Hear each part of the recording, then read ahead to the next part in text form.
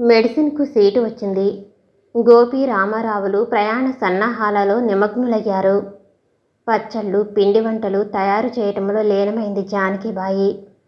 గోపి వియోగం తలుచుకుంటూ కుంగిపోయి మూలను కూర్చుంది ఇందిర. సారెతో ఆడబిడ్డను అత్తవారింటికి పంపినట్లు పక్కబట్టలు, సబ్బులు, స్నో, ఫేస్ పౌడరు, నూనెలు మొదలైన అన్ని సామానులు పార్సల్ చేశారు. తోడు జానకిబాయి మాత్రమే వెళ్ళి మద్రాస్ మెడికల్ కాలేజీలో జాయిన్ చేసి రావటానికి నిర్ణయమైంది మొదట్లో. ఇందిర నిరుత్సాహం చూసి ఇంటికి తాళం వేసి శుభముహూర్తాన నలుగురు ఫస్ట్ క్లాసు కంపార్ట్మెంటులో మద్రాసు బయలుదేరారు. పెద్ద హోటల్లో దిగి ఆ రోజు విశ్రాంతి తీసుకున్నారు. తెల్లవారి వివరాలు సేకరించడానికి గోపి రామారావులు మెడికల్ కాలేజీకి వెళ్లారు. ఇందిర ఏదో చెప్పాలని చెప్పలేక సందేహిస్తున్నట్లు గ్రహించి, నా వద్ద రహస్యమెందుకమ్మా, మనసులో మాట చెప్పి హృదయభారం తగ్గించుకో తల్లి, కురులు సవరిస్తూ ఆదరంగా అడిగింది జానకిబాయి.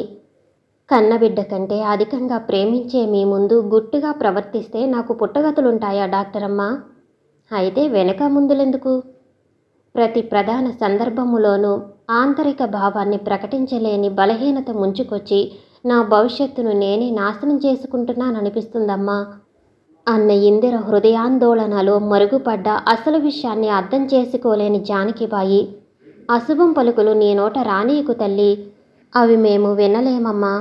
దేవుని లాంటి గోపి కృషితో MBBS చదువుతున్న నీకు కీడంట ఊరికే రాదమ్మా. మీరో పక్క మేమిద్దరం మిమ్మలను కంటికి రెప్పలా చూసుకుంటాం అంటూ ధైర్యం కలిగించింది జానకిబాయి. నిజమేనమ్మా మీరనేది. ఒంటరి జీవితం తలుచుకొని మనస్సు వికలమైంది. ఒంటరితనం ఎక్కడమ్మా నీకు? నెలకోసారైనా మీ బాబుగారు నేను వస్తూనే ఉంటాంగా. మీ మాటే కానీ గోపి గురించి చెప్పరేం? వాణ్ణి గురించే నా బాధ. ఇన్నాళ్ళు కలిసి ఉన్నామా? ఆకలైనా అడగడు, పిలిచి పెడితేనే తింటాడు. ఓసారి అన్నం వడ్డిస్తే అది చాలినా చాలకపోయినా మళ్ళీ అడిగే అలవాటే లేదు వాడికి. నేను లేకుండా ఎలా బ్రతుకుతాడో ఏమో, అదే నా భయం. ఇందుకేనా మూతి ముడుచు కూర్చున్నావు? గోపి మా ప్రాణంతో సమానం. వాడి మీద ఈగ వాలిందంటే మేము సహిస్తామా ఇందిరా? పిచ్చిగా ఏమేమో ఊహించుకుంటున్నా కానీ కన్న కొడుకు కంటే మిన్నగా చూసుకుంటున్నా మీ ఇద్దరి మధ్యలో వాడికేం తక్కువ? తొలి వసంత సుఖాలు అనుభవించకముందే తమ పత్నులను వదిలి భర్తలను వదిలి భార్యలు ఎంతమంది సంవత్సరాల పర్యంతం విదేశాల్లో విద్యాభ్యాసం చేయటం లేదు? ఉత్తమమైన జన్మ ఎత్తి అవకాశం లభించినప్పుడు కష్టించి ఉన్నత డిగ్రీలు సంపాదించి ప్రజాసేవ చేయటమే మానవులకు పరమావధి. ఓపికతో 5 సంవత్సరాల కోర్సు పూర్తి చేశావంటే రికమెండేషన్తో విజయవాడ గవర్నమెంట్ హాస్పిటల్లో హౌస్ సర్జన్గా వేయిస్తాను. అప్పుడందరం కలిసుండొచ్చు. అంతులేని ముచ్చట్లలో మునిగారే అంటూ గోపి రామారావులు వచ్చారు. మా ముచ్చట్లకేం గాని హాస్టల్ బోర్డింగ్ సౌకర్యాలెలా ఉన్నాయని కుతూహలంగా ప్రశ్నించింది జానకిబాయి. లోపం ఉంటే హాస్టల్లో చేర్చటానికి మన గోపి అంగీకరిస్తాడా? మరీ విచిత్రంగా ఉన్నవండి మీ కబుర్లు. వసతులు తృప్తిగా లేకపోతే మీరు మాత్రం ఇందిరను హాస్టల్లో జాయిన్ చేస్తారా? ఎదురు ప్రశ్న వేసింది జానకిబాయి. ఇంతలో హోటల్ బాయ్ భోజనం తీసుకురావటంతో సంభాషణ నిలిచింది. తెల్లవారు ఉదయం నలుగురు టాక్సీపై కాలేజీకి వెళ్లారు. తెలిసిన 2 లేడీ డాక్టర్లతో ఇందిరకు పరిచయం చేసింది జానకిబాయి. డిపాజిట్లు, ఫీజులు చెల్లించడం మొదలైన జాయినింగ్ తతంగం పూర్తయింది. ఖర్చులకు కావలసిన డబ్బిచ్చి ఇందిరతో వెళ్ళి వస్తామని చెప్పి దూరంగా నించున్నారు జానకిబాయి దంపతులు. కదల్లేక విచారంగా కర్తవ్య విమూఢుడై నించున్నాడు గోపి. దగ్గరకు రారా గోపి అని చేయి చాపింది ఇందిర. అలవాటు లేని గోపి చెయ్యి అందించటానికి సందేహించాడు. మనసులే కలిసిన మనకు చెయ్యి కలపటానికి సందేహం ఎందుకురా అంటూ గోపి చేతిని తన చేతిలో గట్టిగా బిగించింది ఇందిర. అప్పటిదాకా ధైర్యంగా ఉన్న గోపి ఆమె వియోగాన్ని తలుచుకుని చలించిపోయాడు. అనుకోకుండానే ఆమె హస్తాన్ని బలంగా నొక్కాడు. పాణిగ్రహణమైనట్లుగా అనుభూతి పొందింది ఇందిర. వ్యవహారం ముదిరి కౌగిలింతల వరకు దారితీస్తుందని గ్రహించి అమ్మ మన వైపు చూస్తున్నదని వంకపెట్టి చెయ్యి విదిలించుకుని సెలవు తీసుకున్నాడు గోపి. గోపితో చాలా మాట్లాడి హృదయభారం తీర్చుకుందామనుకుంది ఇందిర. కానీ ఆమె కోరిక తీరలేదు. గోపి కూడా అదే స్థితిలో బయటపడ్డాడు. వారి మువ్వురి ప్రయాణం నిశ్శబ్దమైన వాతావరణంలో సాగింది. ఆ విచిత్ర ఆత్మీయత ఎలా జంటపడిందో కానీ ఇందిర వియోగం ముగ్గురుకు సమానంగానే బాధ కలిగించింది. అర్ధరాత్రి సమయంలో బలవంతంగా మిమ్మల్ని మెడిసిన్ చదవటానికి పంపించాను. నన్ను క్షమించండి అమ్మాయి గారు అని కలవరించాడు గోపి. ఎందుకు నాయనా కలవరించావు? అడిగింది నిద్రలేపి జానకీబాయి. కలవరించలేదే, తప్పుగా చూశాడు గోపి. దాంతో తృప్తి చెందక తన మంచంపై గోపిని పరుండబెట్టుకున్నాడు రామారావు. అది చూసి నా పక్కలో వేసుకోనైతినే అనుకుని నిద్ర రాక గోపి వైపు చూస్తూ కూర్చుంది జానకీబాయి. మద్రాసు మెడికల్ కాలేజీలో ఎల్డీసీ ఉద్యోగం చేస్తూ నైట్ కాలేజీలా చదువుతున్నాడు గోపాలం. తండ్రి రామయ్య పంతులు, కులానికి వారు ఆచారపరులైన బ్రాహ్మణులు. తల్లి గాయత్రి. స్థిర చరాస్తులు లేవు. విజయవాడలోనే టీచర్గా ఉన్నందువల్ల గోపాలాన్ని పీయూసీ వరకు చదివించగలిగాడు రామయ్య పంతులు. ప్రథమ శ్రేణి పొందిన గోపాలానికి మెరిట్ స్కాలర్షిప్ మంజూరైంది. దానికి తోడు ట్యూషన్లు చెప్పుకుంటూ BA పూర్తి చేశాడు. విజయవాడలో క్లాస్మేట్ అయిన చంద్రం హఠాత్తుగా మద్రాసు వచ్చి గోపాలం రూంలో మకాం వేశాడు. జాయినింగ్ టైం దాటాక వచ్చావేమ్రా? సందేహంగా ప్రశ్నించారు గోపాలం. ఏం చేయనురా, విద్యా వ్యాసంగం ఎప్పుడూ నశించింది.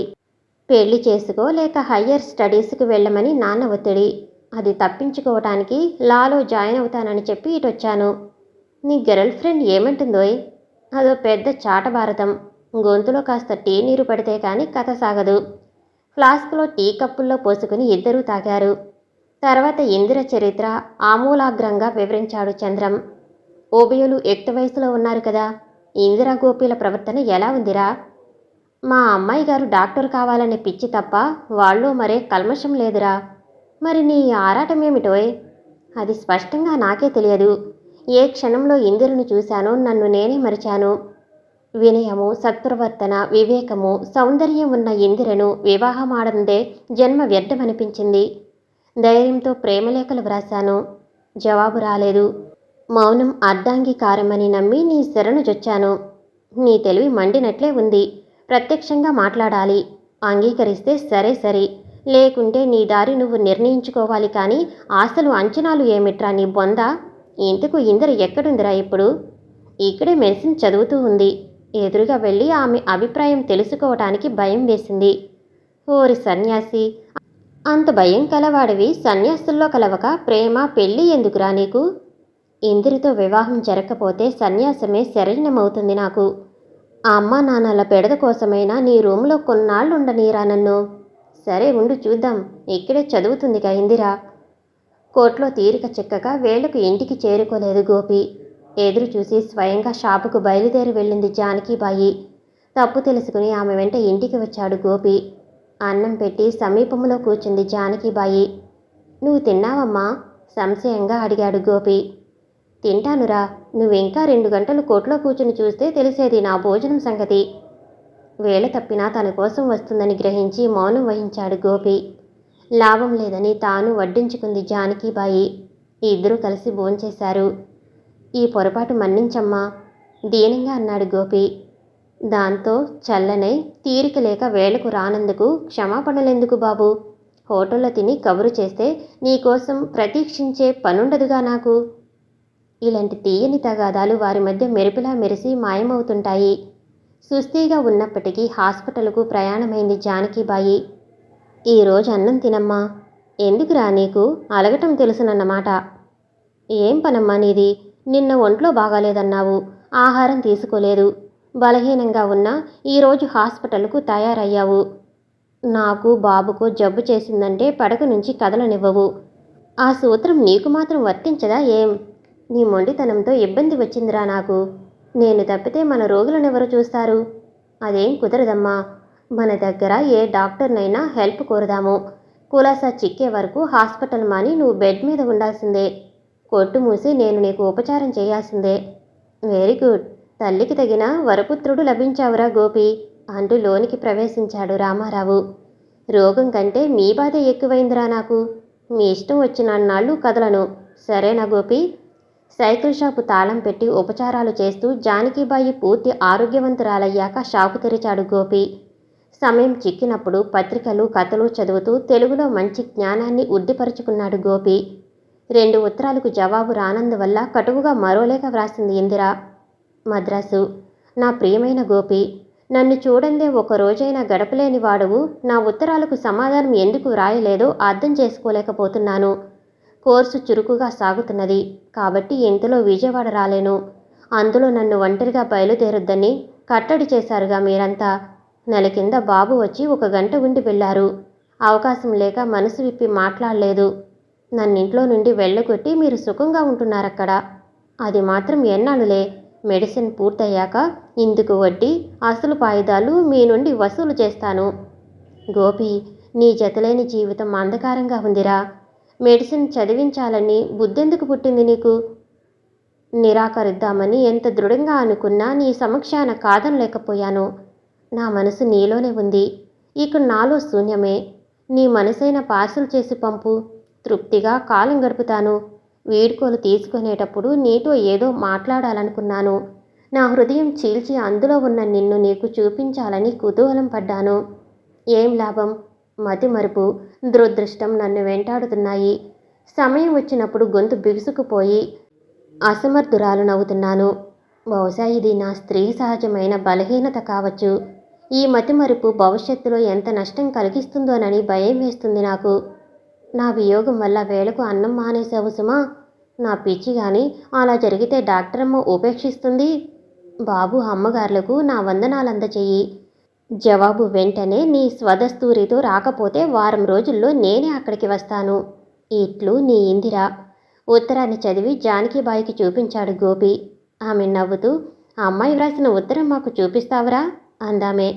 అందులో నువ్వెరుగని రహస్యాలేమున్నాయమ్మా అమాయకంగా అన్నాడు గోపి. నీ ముఖం గాని త్వరగా రిప్లై వ్రాయి, లేకుంటే పరిగెత్తుకొస్తుందా కొంటిపిల్ల. ఈనాటి వరకు నేనెవరికీ ఉత్తరాలు వ్రాయలేదమ్మా. ఈసారి నువ్వు వ్రాసి పెడితే సంతకం చేసి పంపుతాను. అలా వ్రాయకూడదు బాబు, తప్పులుంటే సవరిస్తాలే అంది జానకిబాయి. లీలా, సరోజ, శకుంతల మెడిసిన్లో ఇందరకు క్లాస్మేట్సే కాక రూమ్మేట్స్ కూడా. మనసులు కలుపుకుని మర్మం లేకుండా కలిసిమెలిసి మెలగటంతో ఆనందంగా గడిచిపోతుంది కాలం వారికి. కాలేజీ స్టడీస్తో ఖాళీ సమయమే లభించని ఇందిరకు గోపి గురించి ఆలోచించే అవకాశమే చిక్కేది కాదు. ఒకవేళ తీరిక దొరికి విచారంగా కూర్చుందో మిగతా 3 స్నేహితురాండ్రు వినోదమైన కబుర్లతో నవ్వించేవారు. లీల మొత్తంలో చలాకైంది. ఏడ్చేవారినైనా నవ్వించగలదు. ప్రేమ వ్యవహారాల్లో కూడా వారి మధ్య దాపరికం ఉండేది కాదు. మెడిసిన్ పూర్తి చేసి మేనమామ కొడుకును వరిస్తానని ఒకరు, మా క్లాస్మేటును వివాహమాడతానని ఒకరు, పెండ్లే లేకుండా ఆజన్మ బ్రహ్మచారిణిగా ఉంటానని మరొకరు తమ అభిప్రాయాలను నిష్కపటంగా బయట పెట్టుకుంటారు. ప్రియుల చర్చ ప్రారంభమయ్యేసరికి పరధ్యానంగా ఉండేది ఇందిర. మోగనోములు మిగతా మిత్రురాండ్ర సమక్షంలో పనికి వచ్చేవి కావు. నవ్వులు వెదజల్లేదాకా అల్లరి చేసేవారు. అందుకు నోరు పండకపోతే గిలిగింతలు కార్యక్రమం మొదలవుతుంది. ఇంకా విచారానికి తావెక్కడా? మనసులు కలిసిన చోట మర్మము నిలవదు. తన సమగ్ర చరిత్ర సకులకు వివరించక తప్పలేదు ఇందిరకు. ఓ చేతకాని ముద్ద, ఎంత తెలివి తక్కువ పనిచేశావే. ముద్దులొచ్చే పిల్లోన్ని చంకనేసుకోవాలి కానీ మడికట్టు కూర్చుంటారే ఎత్తి పొడిచింది లీల. సరోజ, శకుంతల సానుభూతి చూపించారు. చెప్పే వరకు వేధించి ఇప్పుడు నన్ను వేళాకోళం చేస్తున్నావు. నాలో ఐక్యం చేసుకోవటానికి నేను ప్రయత్నించానే, కానీ వాడికి ఒకటే పిచ్చి పట్టింది. Medicine medicine medicine. అలిగి పారిపోతానని బెదిరించి నన్ను ఊపిలో దించి అక్కడ గోపి రాజాలా ఉంటున్నాడు ఆవేదనతో అంది ఇందిర. గోపిని ఇచ్చటికి రాని, ఇదేం బుద్ధిరా నీకని చెవులు సాగదీస్తా కృత్రిమ కోపంతో అంది లీల. అంత పని చేస్తావని తెలిస్తే కల్లో కూడా వాడిచ్చటకు రాడే. దాన్ని ఉసూరుమనిపించకే లీలా, మళ్ళీ మనకే తంట అంటూ సర్దింది శకుంతల. టాపాలో గోపి ఉత్తరం వచ్చింది. మీ గోపాలకృష్ణుడు ప్రేమలేఖ రాసినట్లుందే. ఇకనైనా విచారం మాని తృప్తిగా చదువుకో, మేము వస్తాం అంది లీల. మద్రాసు మెడికల్ కాలేజీలో చేరాక గోపి ఉత్తరం రాయటం అదే మొదటి పర్యాయం. మనసులో మహదానందంతో, ఆ ఉత్తరం మీరే చదవండే, మా గోపి వ్రాతల్లో పచ్చి శృంగారం ఉండదని గర్వంగా చెప్పింది ఇందిర. నీకే అభ్యంతరం లేకపోతే మాకెందుకంటూ కవరు చింపి చదవటం ప్రారంభించింది సరోజ. ఆత్మీయులైన అమ్మాయి గారికి మీ గోపి నమస్కారాలతో.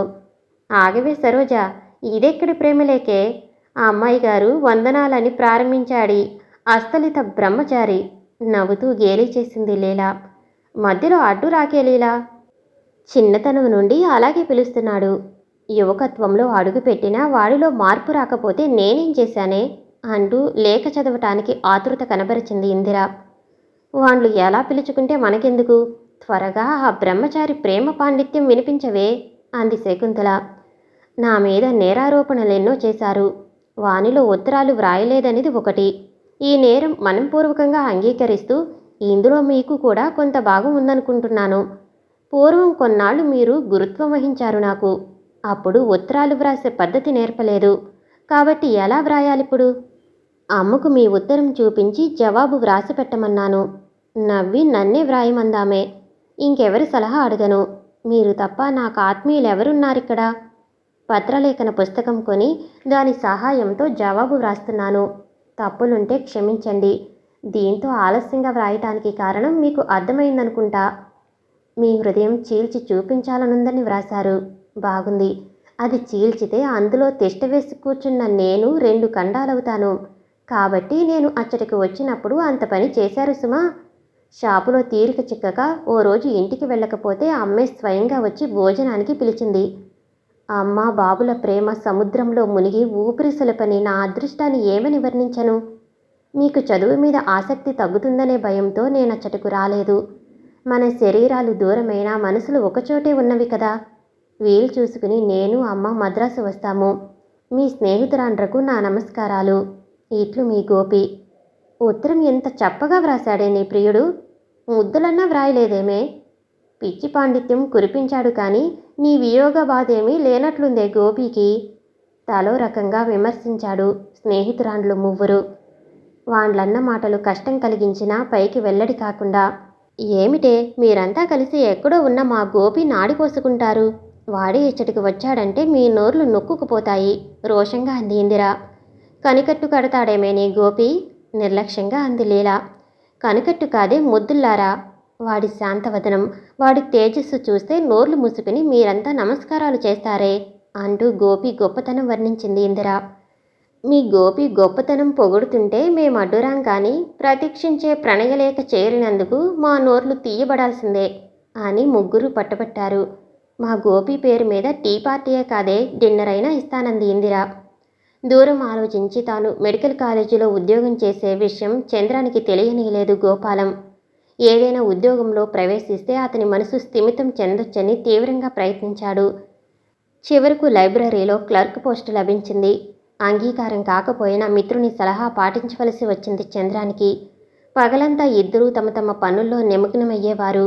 రాత్రిళ్ళు గోపాలం నైట్ కాలేజీకి అటెండ్ అయితే ఒంటరిగానున్న చంద్రం కాలహారానికి లైబ్రరీ పుస్తకాలే శరణ్యమయ్యేవి.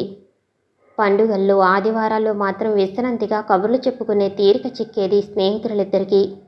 ఫీజు కట్టడానికి వచ్చిన ఇందిరని చూచి మీది విజయవాడ కదమ్మా అడిగాడు గోపాలం తన నివాసం తెలుసుకున్నందుకు ఆశ్చర్యంతో.